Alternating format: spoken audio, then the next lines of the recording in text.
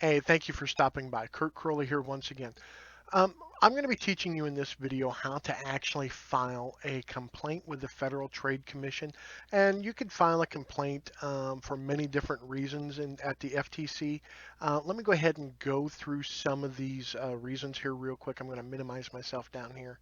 And what we have here is identity theft, scams and ripoffs, unwanted telemarketing, text spam, mobile devices and telephones, internet services, online shopping or computers, education, jobs, making money, credit or debt issues, or they have a category of other.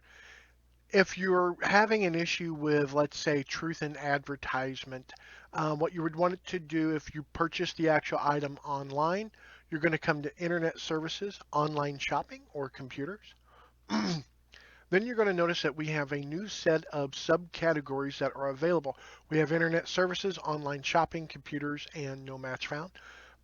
If it's for, let's say, for Warrior Plus, JVZoo, or any other of the carts common to us that we know about, you're going to be choosing the online shopping. Once you have chosen that, you're going to be noticing the FTP Complaint Assistant is going to be coming through this way. So it's going to be asking you just a few bits of questions, and you're going to notice that it's pretty quick to go through. It doesn't take very long at all to actually file a complaint with the FTC.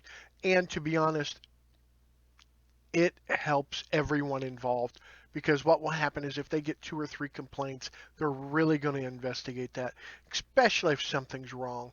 And there's a lot of things that are wrong in our industry, and I just want to help people make sure that they have a proper recourse of action on what to do.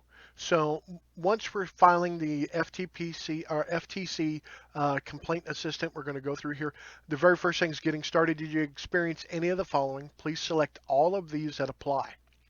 If you received the merchandise late, you never received the actual product, you weren't notified about late shipment, you did not receive a prompt refund, you never received a correct amount of refund or other.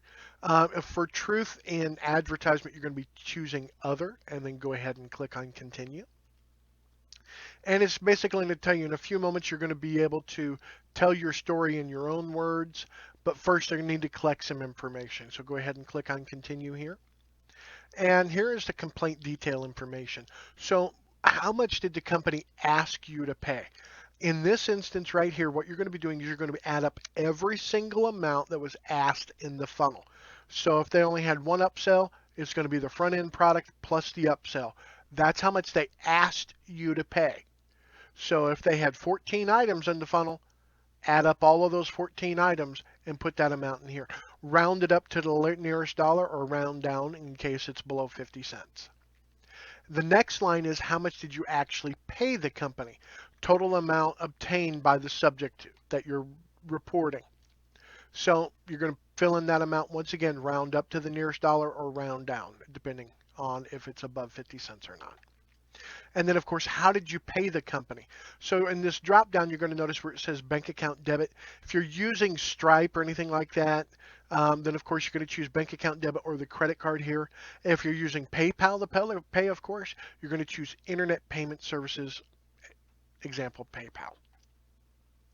The next thing is how did the company contact you? So what you could do is if someone emailed you the actual product, the offer, etc., you could choose email. And if not, you can go ahead and choose internet website because that's where you purchased the product. And then when did you first contact the company first contact you? If it was by email from that company, you can actually choose that. And then, of course, how did you respond to the first initial contact? And then what you could choose is internet or email, so you can actually do that. Of course, if it was a telephone number that you called, you could put that information in there as well. Then, of course, you're going to be choosing the company representative first name. That is the person that is actually selling the product. You're going to be putting in their first name and then, of course, their last name and their title or position if you know it. So you could actually put in their first name, last name, and title, and then go ahead and click continue.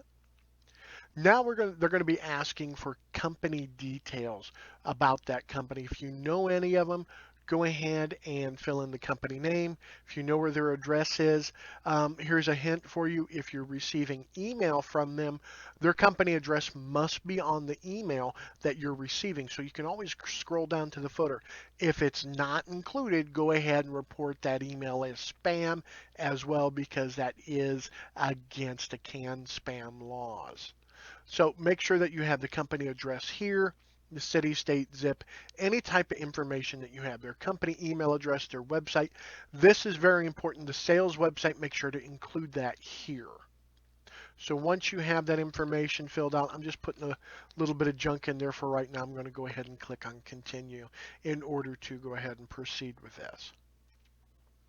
So the consumer information, it's up to you to determine how much personal information that you're going to be wanting to share in step number 4, because this is your information. However, I am going to tell you it does lend more credence if you go ahead and put in your first name, your last name, your address, other forms of ways that they can contact you about this complaint, because it is definitely going to help you out. And of course, if you have a business, go ahead and fill out the business organization number here. If you are a member of the United States Armed Forces or a dependent, go ahead and choose yes on this as well. That's highly important. And then once you're done, go ahead and click on continue. Now's the time that you're going to be able to tell your story. What happened? What's your complaint about? Where did they lie inside of their sales process? Great bits of information here real quick. If you can record it in a video is the best way. Screencast-O-Matic allows you to record your screen for free. It has a little bit of branding on the corner, but who cares? This allows you to record the information. You can then also document and tell about it in great detail in your video, and then upload it to YouTube, and then submit the information in the comments here. It's a great way to do it. Once you're done, go ahead and click on continue. And now number 6 is basically you're going to be reviewing your information, making sure everything is correct to your utmost ability. If you need to edit information, just click on the links on the right-hand side, and then it will take you to that section to edit.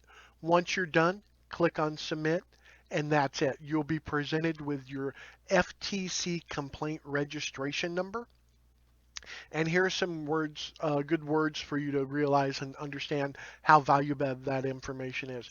Once you have filed the complaint with the Federal Trade Commission, the next thing that you should do, if it's a legitimate complaint, you know it's a legitimate complaint, that's the reason why you're filing it with the FTC, is then you then go over to their web host, you supply them the exact same information, you let them know here is the truth in advertisement claim that they're doing, or the claim that is not following the truth in advertisement laws. This is where their claims are misleading. Submit that information, and then also give them your FTC reference number and let them know that you have filed a complaint with the Federal Trade Commission as well. That's going to help go a long way in helping stop other people from having this issue, having to deal with this particular problem. You can also usually go to the payment processors as well. Make sure that when you do let them know, hey, this is what's going on, this is the information, here's the video, and here's my reference to the Federal Trade Commission, just to let you know that this is a serious issue and everyone should take this seriously. And then they will investigate as well. The Federal Trade Commission, I guarantee you they're going to be investigating anything that you put in front of them, because that is their job. That's their main thing there is to help protect citizenry from any type of scams, false advertisement, etc. So I hope you've had a good lesson here. You understand exactly what's going on. I appreciate your time very much. And let's go ahead and start using this, because it is a great way, if you've been wronged, it's a great way to help fight back. And that's what it's all about. It's making sure no one else gets harmed in the process. So I appreciate your time very much, and have a great day.